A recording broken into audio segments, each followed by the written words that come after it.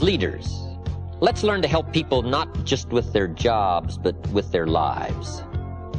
I think we have a twofold responsibility to help people with job skills. But I think the greater responsibility is to help people with life skills. Let's don't just teach people how to work, let's teach people how to live. How to assimilate and accumulate. Far greater treasures than just a paycheck. The treasures of awareness, understanding, setting goals, reaching into the future, growing, changing, expanding.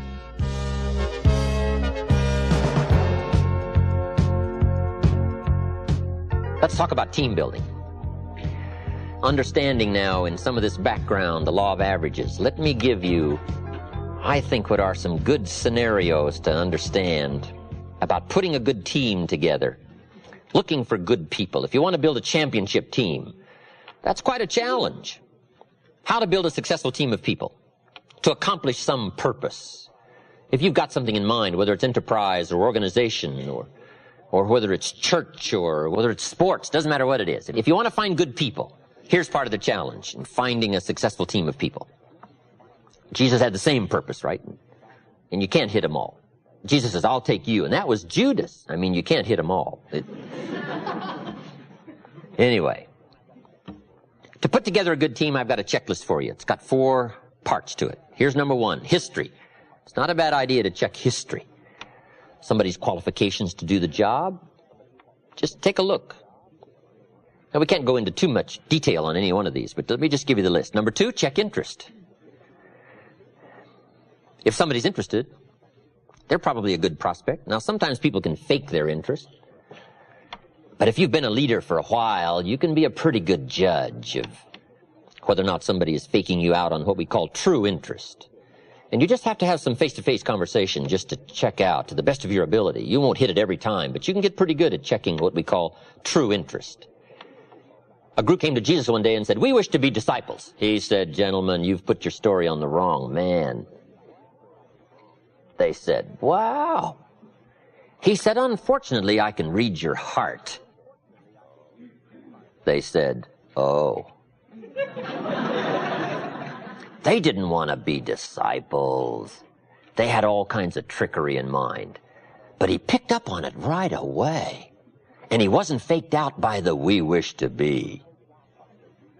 Now, you might not get quite this good at reading hearts, but I'm telling you, you can get pretty good as a leader in judging somebody's what we call true interest. Here's the 3rd part of the checklist. Check response. Response tells you a lot about someone's integrity and character and interest and skill. If someone says, you have to get there how early? You have to stay how late? The break is only 10 minutes. 2 evenings a week? Saturdays? That give you any clues? These are called clues, right? Don't go past these clues. Clues on what we call response. A person's response quickly illustrates their philosophy. We only respond based on what we know, and our attitude and philosophy is so bound up. And we might, be clever for a while, but pretty soon response is going to come truly from our philosophy. And if there's any great errors there in philosophy and attitude, here's one of the places where it shows up in response. And here's the last piece of the checklist in putting together a good team. Check results.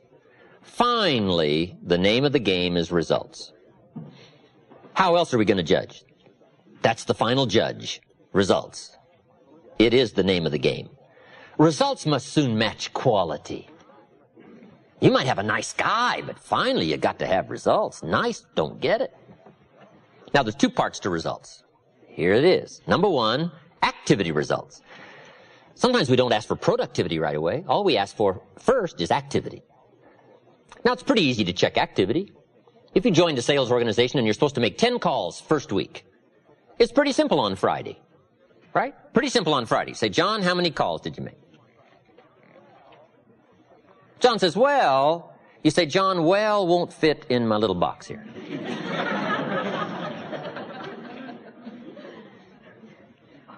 And John starts on a story. And you say, John, the reason I made this box so small is so a story won't fit.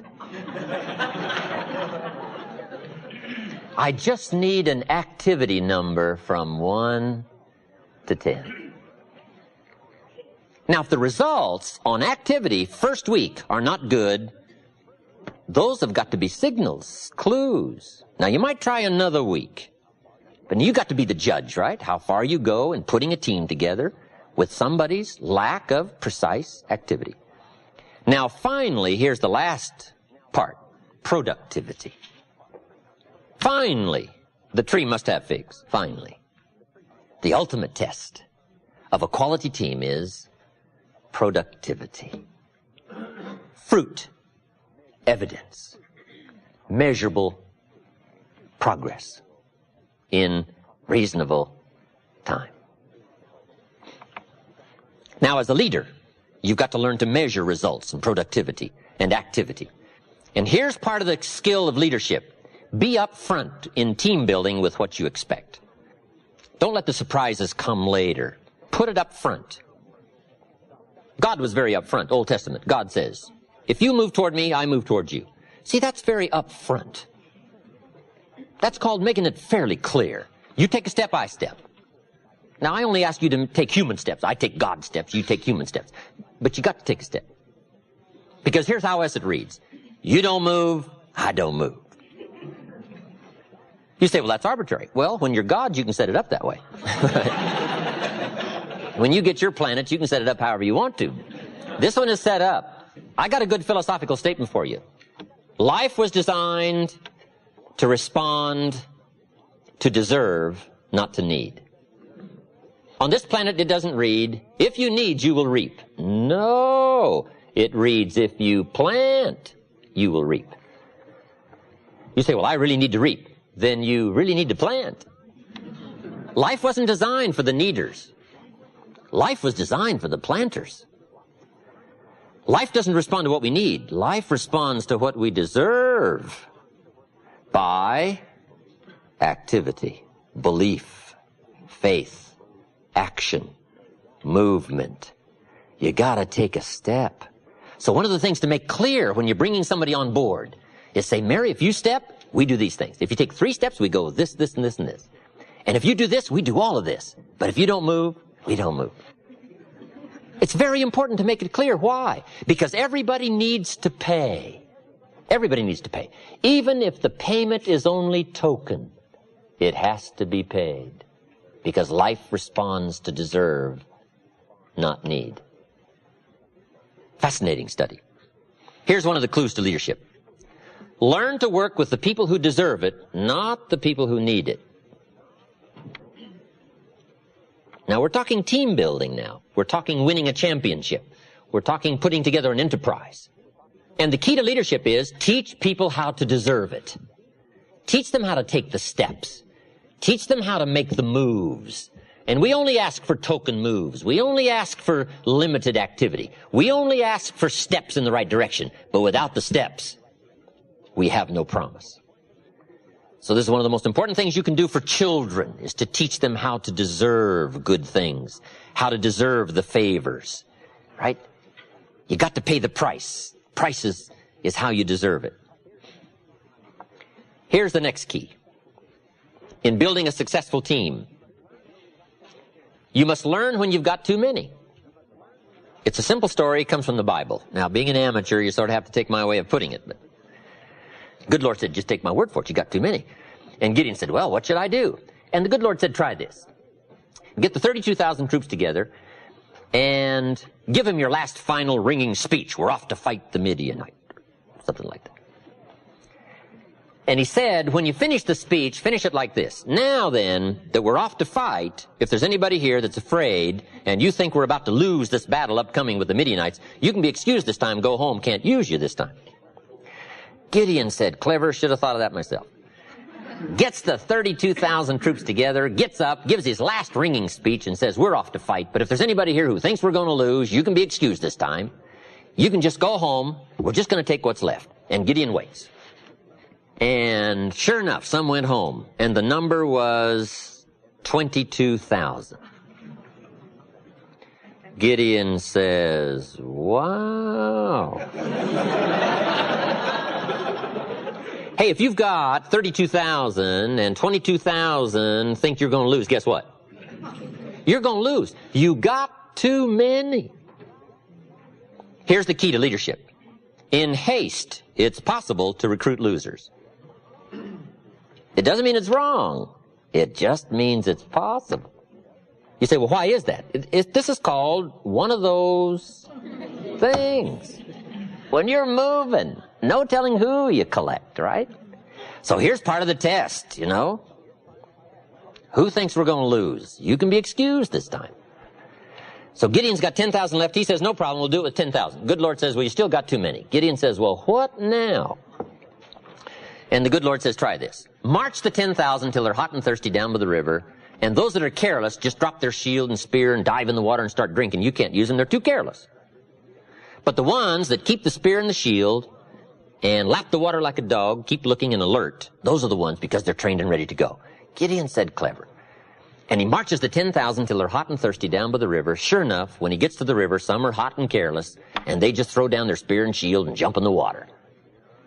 And the number was 9,700. Key to leadership. In haste, it's possible to recruit the careless. It doesn't mean it's wrong. It just means it's inevitable. This is called one of those things. Now, if you've got an important battle, you got to know who's careless. And this was part of the test. So Gideon says, you 9,700, home. And he sent them home, dripping home. Now he's got 300 left. Gideon said, no problem. From 32,000 to 300, Gideon is still willing to try it. We call that courageous leadership. You've got to read the story. Don't have time to give you the whole scenario, but it was a fascinating story. With 300, the battle plan was the most strange, unusual battle plan ever designed. But he won the day, chased off the Midianites. Gideon becomes the military Jewish hero of the day. His story provided for us to read one more time, which says, as a leader, remember, there are times when you may have too many. This is called inevitable. Next, don't linger too long. If you've got a job to do, sometimes you have to be fairly swift in your analysis of who will and who won't and who can and who can't. Jesus said, in putting the Christian philosophy to work, two of you take a city, and you two take a city, and you two take a city, and walk into the city and tell the story.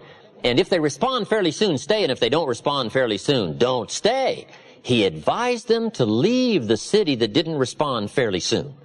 So you got to put some time. Now, you got to be a judge of how much time you give someone to respond or something to respond. This is part of the unusual skill of leadership, learning time dimensions, how much time to give. But Jesus was fairly clear, said, don't stay too long. If the city doesn't buy the story, he said, leave. And I think the reason was fairly clear. There are too many cities that will to linger with those who won't. It's called the law of averages. Play the law of averages. Don't stay too long. Now, he gave them some other fascinating instructions that who knows what it all meant. He said, when you walk out of one of these cities that doesn't buy the story, wipe off your shoes. Whatever that meant in those days, no telling what that meant. If you walked out of somebody's house and wiped off your shoes, I mean, no telling what that meant. There's probably some modern gestures that are just as good, but, you know, who knows? I don't know. I'm an amateur on this stuff. So. But what it does mean, leaders must have a sense of timing. We call it measurable progress. You've got to be smart enough to measure progress, and you've got to also be smart enough to understand reasonable time. We can't be unreasonable with time. The enterprise may be lost for lingering too long and not understanding the law of averages.